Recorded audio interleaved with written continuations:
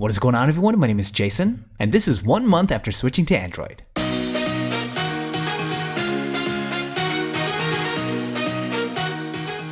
Okay, so it's been a month. A full long and not so easy month of me, a lifelong iPhone user, switching to Android to really experience what life on a daily basis is like, using the most widely used smartphone operating system in the world. And I'm gonna start by saying that I'm glad I did it. I mean, it was super important for me to familiarize myself more with Android, as I recognize it's something that a lot of my viewers use and advocate for, and for someone who's in the space of tech review, really should be more well versed in both worlds of the smartphone operating system universe. And I'll reiterate that I have a huge respect for Google. It's no doubt established a name for itself with the creation of Android, and I wanted to devote myself to really giving it a fair shake, which meant leaving the comfort of Apple's iOS by taking out the SIM card in my beloved iPhone XS Max and sticking it into the new Google Pixel 3a. And look, I'm gonna go into this in detail, but to give you the quick skinny on my experience, 1 month with Android as my day-to-day operating system has indeed increased my respect for Android, and overall I enjoyed it, but alas, I am returning to my iPhone XS Max and to iOS. Now before some of you go to the comments to slay me there, give me a shot to at least explain why.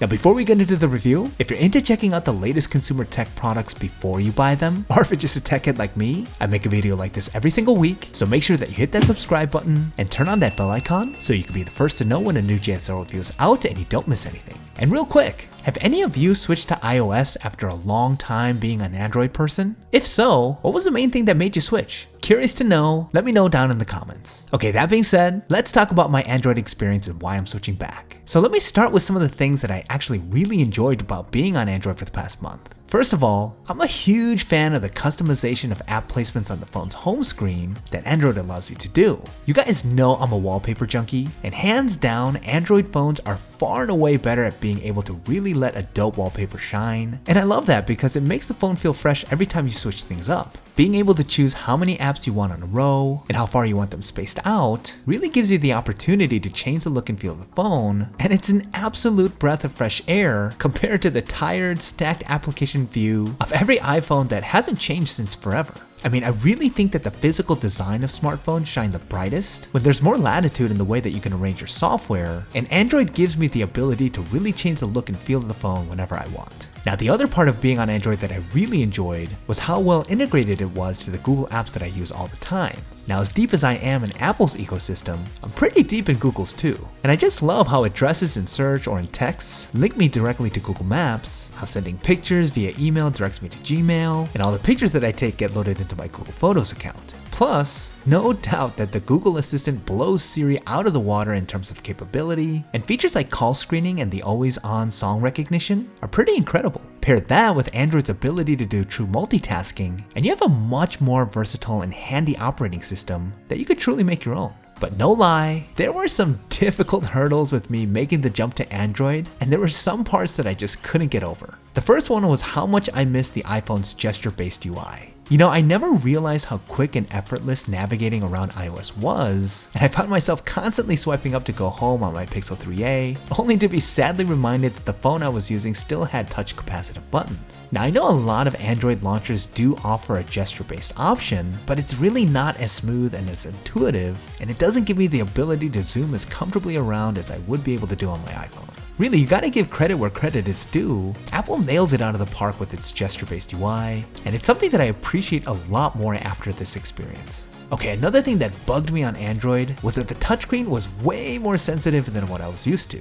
I mean, the slightest brush against the screen would register it as a click, and I found myself constantly accidentally opening apps or clicking on links. I mean, it drove me nuts. And this sentiment was really compounded in my use of the Android keyboard. I mean, it was virtually impossible for me to type out more than 5 words correctly because my fat fingers would always end up pressing the wrong key, and it might just be in my head, but I just didn't vibe well with Android's autocorrect system, and typing in general was way more cumbersome. Now, this isn't perfect on the iPhone either, but I feel as though I have a lot more control over the screen on iOS, and the responsiveness of Apple's touch capacitive software inspires a higher level of confidence, which in turn makes for a more seamless and natural interaction with your phone. Now, the other parts of iOS I missed are probably the two features that contribute most to why Apple fanboys stay with their iPhones, and that's iMessage and AirDrop. Now, I'm not going to go into detail about why these features are such critical components of iOS, but no lie, it was a pretty big pain point not having these features when I transitioned to Android. I mean, I lost about 98% of all my text messages, which was really devastating. I really missed being able to continue conversations on my Mac computers, and being able to instantly transfer documents back and forth using AirDrop, and even the little things like being able to use the emojis I was used to.